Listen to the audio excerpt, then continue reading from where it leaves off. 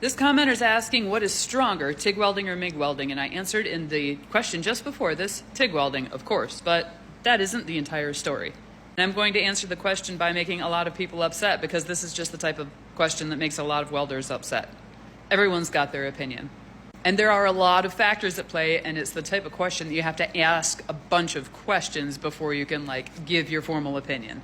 The benefits of TIG welding are that you've got a very focused beam of electrons going exactly where you want it to, so you've got fine tuning of the heat control, and you can change on the fly with your rheostat as you're welding. And if you can see well enough, and if you've got a clear enough face shield, you can watch the parent material melting as you go along. That non-consumable electrode just shoots a beam of electricity out, and you can watch the steel melt, whatever material you're running, and then you add your filler material. You can watch that melt. You can watch it all become a homogeneous weld bead. You can often sometimes see a little silica running to the top of the bead.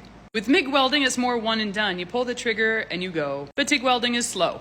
And you need a skilled person to run TIG because it's a little different. You're using this hand, and a rheostat usually. You're controlling your angles and your speed with one limb, your filler metal addition with the other limb, and then your amperage control with a third limb.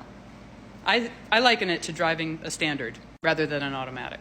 But it's so much fun, just like driving stick. MIG welding's more prone to having cold lap and rollover. Stresses build up along the toes of the weld. Now the real answer, the technical answer should be, they're both the same, because if you're using the 70 series rod like E70S6 or E70S2, that's electrode, 70,000 pounds of tensile strength per square inch of weld and other things in the alloy. Same with a 7018 stick welding electrode. Those electrodes, all three of them that I just mentioned, are designed to provide 70,000 pounds of tensile strength per square inch on a weld, done properly by a trained individual. So having said that, a poorly done TIG weld is not going to be as strong as a well-done MIG weld of similar size. And like you said, we are using the same wire, so I'm going to assume that we've got the same conditions. You're not standing out in the rain in a windy parking lot for one, and then in a nice controlled little back purged box for the other. Using comparable size electrode wires on the same type of job, like the same thickness of material, the same setup, the same joint configuration. Ideally, theoretically, they should be equal in strength. I think there's far more that can go wrong with a MIG welder.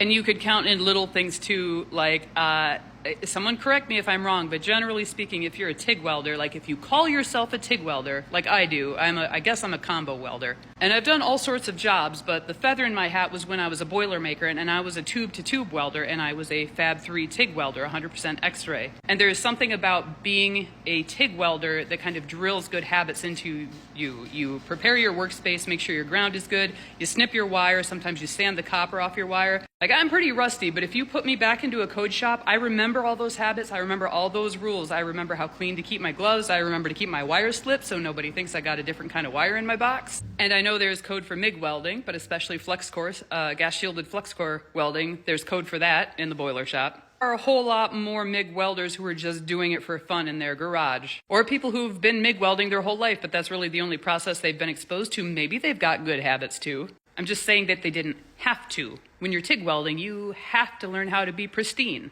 I weld on a lot of non-pristine stuff here, but I also spend a lot of time sharpening my tungstens because of it. There's also the bit of the curveball of like, what are you calling a strong weld? To me, a strong weld is most closely matching the parent material without deformation to it. In a heat-affected zone that is as little affected as possible. You want to be able to take a bead, cut it in profile, and then etch it and see not your joint, but an entire glob. Like, it should kind of be continuous. You're going to see a bit of a shadow where your weld is versus where the parent metal is. More chance for inclusions with MIG welding, if you ask me. For an NDT class, I try to put an inclusion in a weld, and once you get used to avoiding it, once you agonize over not slamming your tungsten, getting too close or welding over things, it can be kind of hard to do an inclusion with TIG welding. Again, my opinion. But if you're a skilled MIG welder and you can lay a nice flat bead with good penetration, and hey, you've been doing it your whole life and your welds don't fail, maybe your MIG welds are better than some of my TIG welds. So that's where answers get across the board. I am certain if the welders find this video, it's just gonna, oh my God, RIP my notifications on this video. So my answer is TIG. TIG makes the strongest weld. Theoretically, they should both be exactly the same strength. For mild carbon steel, 70,000 pounds of tensile strength per square inch, or per inch of weld. 70,000 pounds of tensile strength per inch of weld. If I was saying square inch, that was wrong. Because there are other words that you need to think about when you're thinking about strength of a weld, like ductility, tensile strength, brittleness, hardness. I've already forgotten what I just said. If you're not a careful TIG welder and you are slow and your piece is small and that heat builds up and builds up and builds up and you've got a huge heat affected zone, or it's just, propagating throughout that steel, you're going to get nitrides and all sorts of things at the lattice structure of the steel. And not only is your weld going to be weak and prone to cracks and breaks and other things, but now the rest of the material is too. If you're not careful with your heat, sometimes newer TIG welders are so focused on trying to get the bead looking good and the angles and the speed and the rheostat and everything that they're not paying attention to how hot their piece is actually getting. Whereas with MIG welding, it's, point and click, point A to point B. Edit, this is kind of like asking a cake decorator what the best type of icing for a cake is. Well, buttercream, of course. Unless you're worried about taste or it melting. You could give the obvious answer, but there are always other factors to consider and questions to be asked, like how fussy are people? How heavy does it have to be? Was it an indoor or an outdoor event? Same thing you would ask about welding.